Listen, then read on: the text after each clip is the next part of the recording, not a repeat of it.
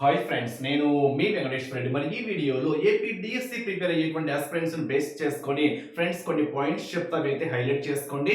DSC prepare అయ్యేటువంటి వారికి చాలా చాలా చాలా హెల్ప్ఫుల్ అవుతుంది. మరి వీడియో స్టార్ట్ చేసే ముందు ఒక చిన్న విషయము, మరి ఎస్జిటి ప్రిపేర్ అయ్యేటువంటి ఆస్పిరెంట్స్ బేస్ చేసుకొని మనము కంప్లీట్ గా క్లాస్ వైజ్ గా లెసన్స్ వైజ్ గా మీకు క్లాసెస్ తో పాటు ఎగ్జామ్స్ కండక్ట్ చేస్తున్నాము. అది కూడా complete text book based classes ఉంటాయి, అదే విధంగా ఎగ్జామ్స్ ఉంటాయి. షెడ్యూల్ వైజ్ గా ప్రాసెస్ అంటే మీకు ప్రిపరేషన్ కి పర్ఫెక్ట్ ప్లానింగ్ ఉంటుంది. 90 డేస్ కి సిలబస్ కంప్లీట్ చేస్తాము. తర్వాత మీకు రివిజన్ చేసుకోవడానికి సమయం కూడా ఉంటుంది. ఈ అవకాశాన్ని మిస్ చేసుకోవద్దు.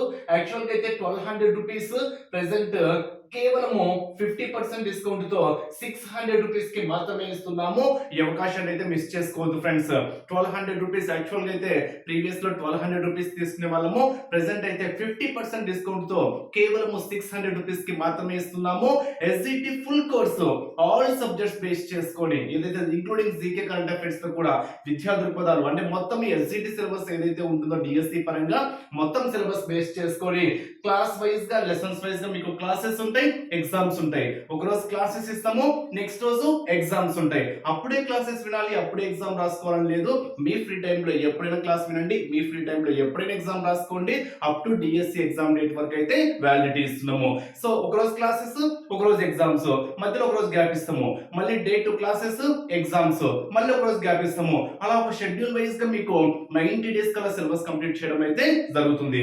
ఈ అవకాశాన్ని మిస్ చేసుకోవద్దు. బిల్లింగ్ ఉన్న వాళ్ళు ఇంకా ఆలస్యం చేసుకోకుండా ఇప్పుడే నా నెంబర్ కి డిఎస్సి పర్పస్ అని మెసేజ్ చేయండి. నా నెంబర్ సేవ్ చేసుకోండి. 8341949272 నెంబర్ సేవ్ చేసుకోండి. ఎంబీఆర్ నంద్యాల 8341949272. సో దయచేసి టైం పాస్ మెసేజ్ చేయొద్దు.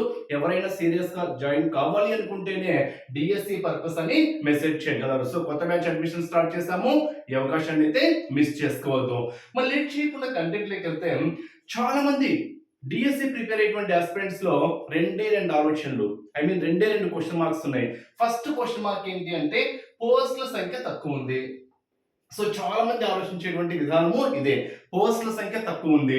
రెండవది ఏంటి అంటే నోటిఫికేషన్ ఇప్పుడే లేదు.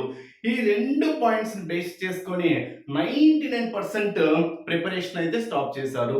ఇన్ కేస్ ప్రిపేర్ అవుతున్నా కానివ్వండి, సరైనటువంటి ప్లానింగ్ లేకుండా, పర్ఫెక్ట్ ప్రిపరేషన్ లో లేకుండా మధ్యలో గ్యాప్ ఇస్తూ ఇలా ప్రిపరేషన్ లో అయితే ఉండరు. అంటే మధ్యలో గ్యాప్ ఇస్తూ ప్రిపరేషన్ లో ఉన్న వాళ్ళు జస్ట్ మనం 10% అనుకుంటే, అసలు ప్రిపరేషన్ లోనే లేని వాళ్ళు మనము 90% ఈజీగా వేసుకోవచ్చు. ఎందుకంటే ఈ రెండు రీజన్స్ మనము 100% అయితే తీసుకోవచ్చు.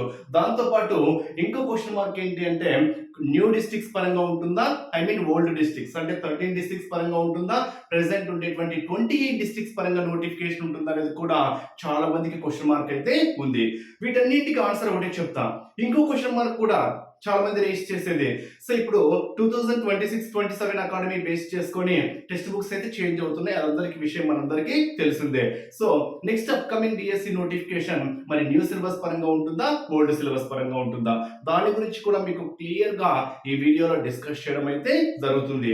దానికన్నా ముందు May 15th అంటే జాబ్ క్యాలెండర్ రిలీజ్ చేసిన దాన్ని బేస్ చేసుకొని May 15th పరంగా ఆల్రెడీ ఒక నోటిఫికేషన్ అయితే రిలీజ్ చేశారు.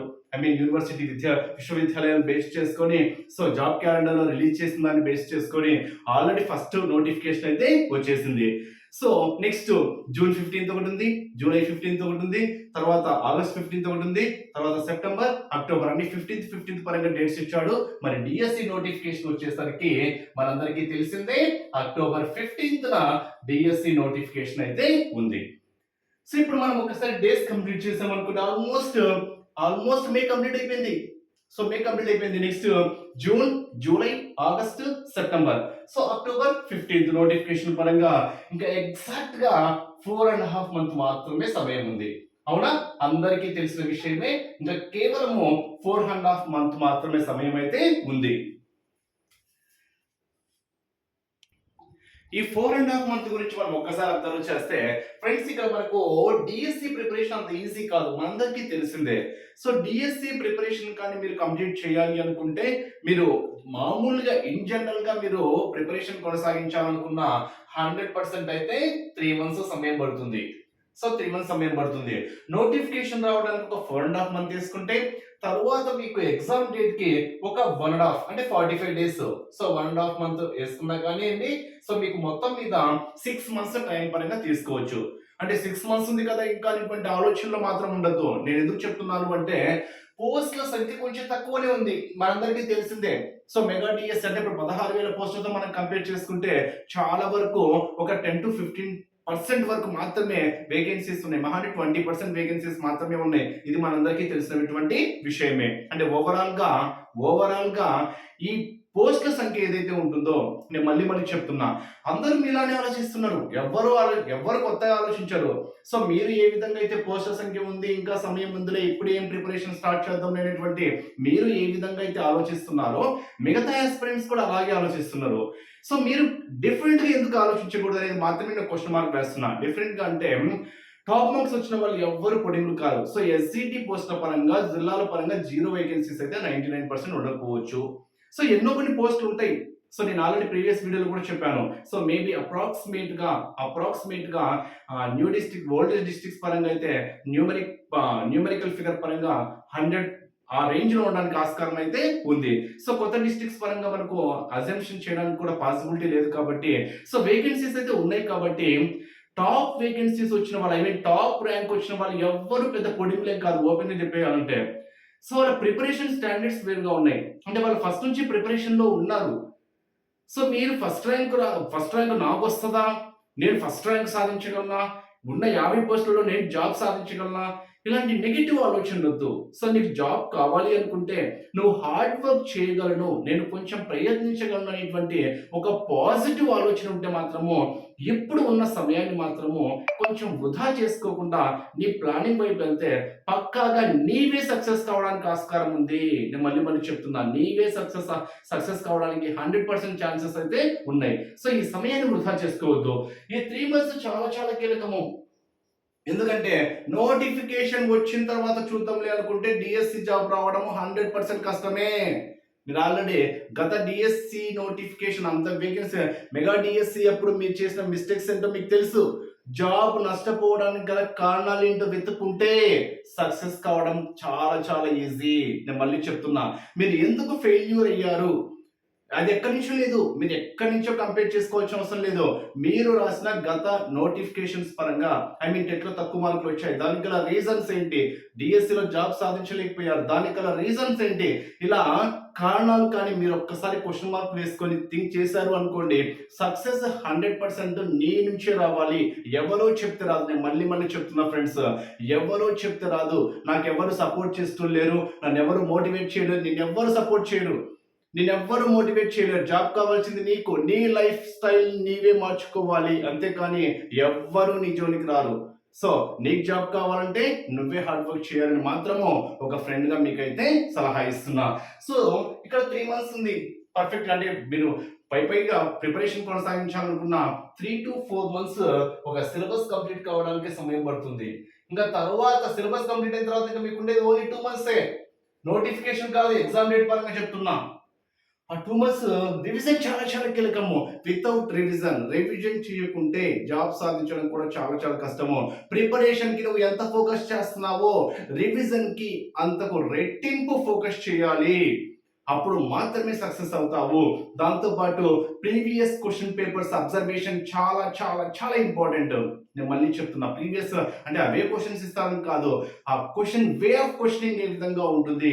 ఈవెన్ ప్రీవియస్ మొన్న డిసెంబర్లో జరిగినటువంటి 2025 డిసెంబర్లో జరిగినటువంటి టెట్ క్వశ్చన్ పేపర్ కూడా హార్డ్ వర్క్ వచ్చింది చూడండి. అంటే వే ఆఫ్ క్వశ్చనింగ్ ఏ విధంగా ఉంటుంది.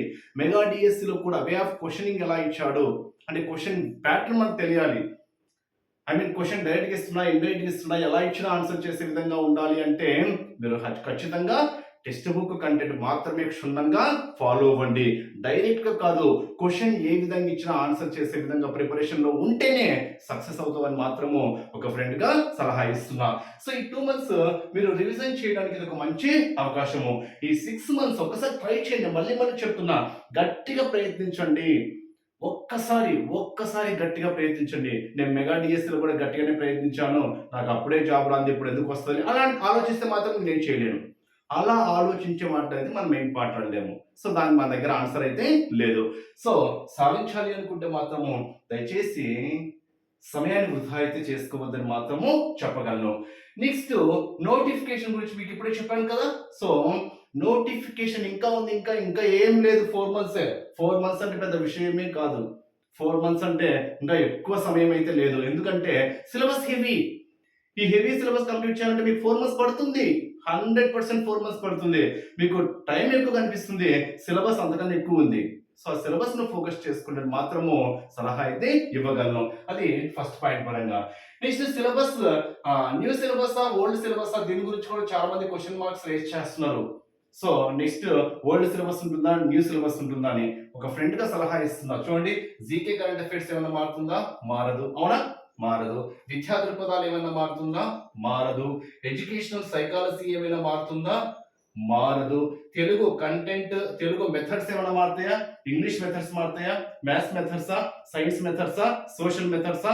అంటే ఓవరాల్ గా మెథడ్స్ మొత్తం ఏమీ మారవు. నెక్స్ట్ తెలుగు వ్యాకరణం పార్ట్ మారుతుందా? మారదు. ఇంగ్లీషు వొకాబులరీ గ్రామర్ మారుతుందా? మారదు. సో ఇంకా మ్యాథ్స్ నీకు ఎంత చేంజ్ అయినా కానివ్వండి, కంటెంట్ మారదు. లెసన్ నేమ్స్ ప్రాబ్లమాటిక్ కొంచెం అటు ఇటు ఉంటాయి కానీ కంటెంట్ మారదు. మ్యాథ్స్ మీరు కంటెంట్ మీదనే ఫోకస్ చేయాలి. సో క్వశ్చన్ పేపర్ ఎలా ఇచ్చినా ఆన్సర్ చెప్పేయచ్చు. అంటే జీకే కరెంట్ అఫైర్స్ మారదు. అంటే నోటిఫికేషన్ అనుగుణంగా చదువుకోవాలి కరెంట్ అఫైర్స్ అప్పుడు అప్డేట్స్ పరంగా. నెక్స్ట్ విద్యా దృక్పథాలు మారదు, ఎడ్యుకేషన్ సైకాలజీ మారదు, మెథడ్స్ మారదు, మ్యాథ్స్ మారదు. ఇంకా మీకు ఉండేది ఏంటి? Science, social.